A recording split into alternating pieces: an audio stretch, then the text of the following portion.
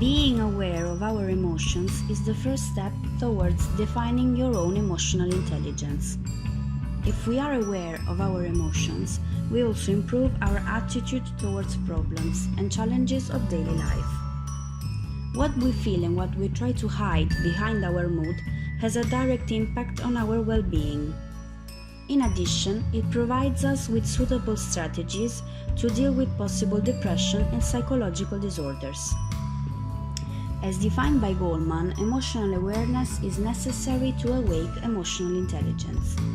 It is the first step that allows us to identify and limit the confusion behind our moods in order to take control of our life and be more aware of it.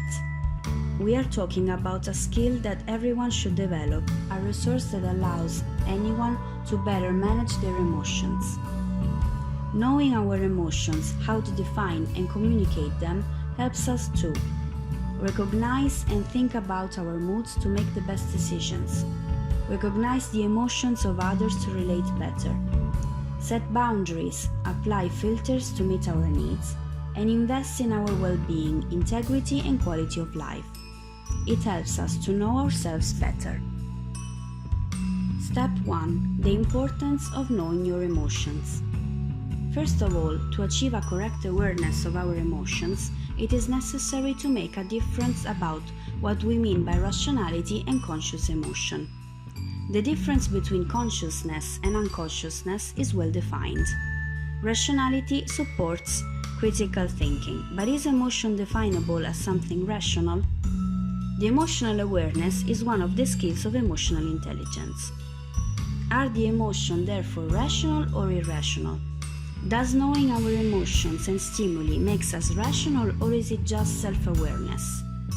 Knowing your emotions means accepting them, but is accepting the same as abandoning oneself to them?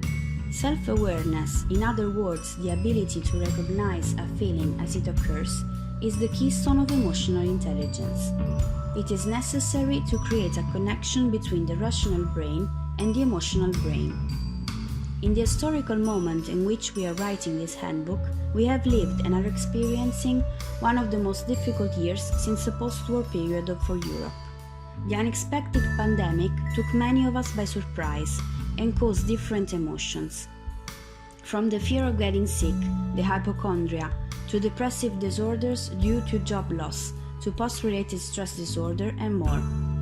But was each of us able to define our state of mind when general lockdown was declared in our country or city? Step 2. Name your emotions.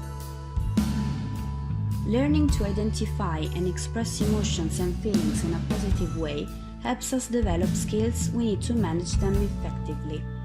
Imagine we are children. Imagine we need to learn emotional skills based on the need to identify, express, and manage their feelings. We can learn this through social interaction and relationships with important people in our life. If this is true for children, it is also true for training our emotional awareness in adulthood. In this case, it is important to get rid of the idea that there are good and bad emotions. Emotions are just an indicator of what we are feeling, so we don't need to judge them, but to try to understand their message. The first step is to label them correctly. Do you feel angry, frustrated, or just angry? Step 3. Reveal the source of your emotions. It is usually stressful situations that alter our perception of emotions. Let's think, for example, about hearing a shot or receiving an unexpected like from the person we love. They are two different perceptions and emotions, but we might be tempted to call them both fear. On one hand, the fear that someone wants to harm us, and on the other, the fear of not being enough for our loved one. With a careful analysis of the two emotions, coming out from the stressful event and rationally thinking about what the perceptions entails, we could avoid an impulsive and even dangerous or wrong response. In fact, we might realize that the shot came from a movie, or that the like of the loved one had been misrepresented. Knowing how to manage stressful situations by training our awareness about the emotions we feel is the first step to relate with others and to be successful in life. Especially in adults and disadvantaged people, stressful situations might be the cause of abandonment to emotions that not always are understood or managed. For this reason, it is useful to support people in their path of emotional awareness, explaining and characterizing its different levels, so we can help them to learn to distinguish them and become familiar with their emotions.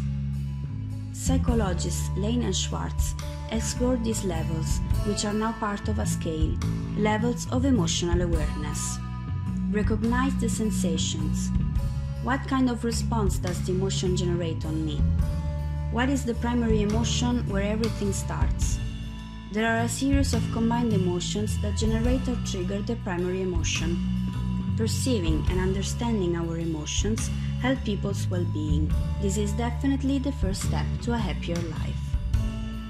To well orient ourselves in the world of emotional awareness and to train our orientation, it is first of all necessary to divide emotional awareness into self-awareness and social awareness. In self-awareness, we allocate and train the awareness of emotion about oneself, while in social awareness, we train the awareness of emotions in sociability.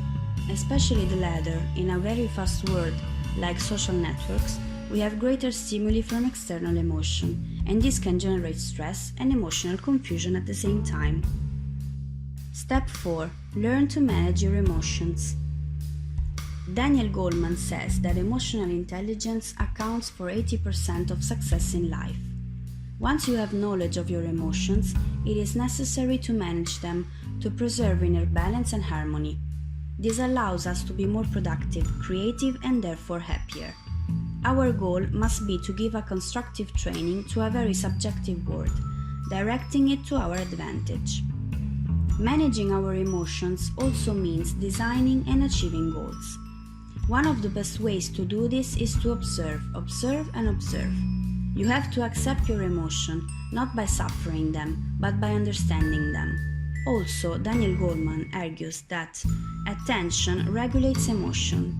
This means that when we focus on what we are feeling, we are automatically modulating and clarifying the emotion.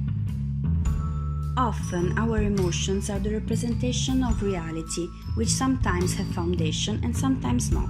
Sometimes they can be the result of reasoning and sometimes not. Thinking about something is not real because it isn't the same for everybody, and sometimes it causes us to feel a certain way about what is happening. At the same time, it can show us the emotion and the situation as a challenge or an opportunity. We do this only when we push ourselves to doubt those ideas and not simply get carried away by them.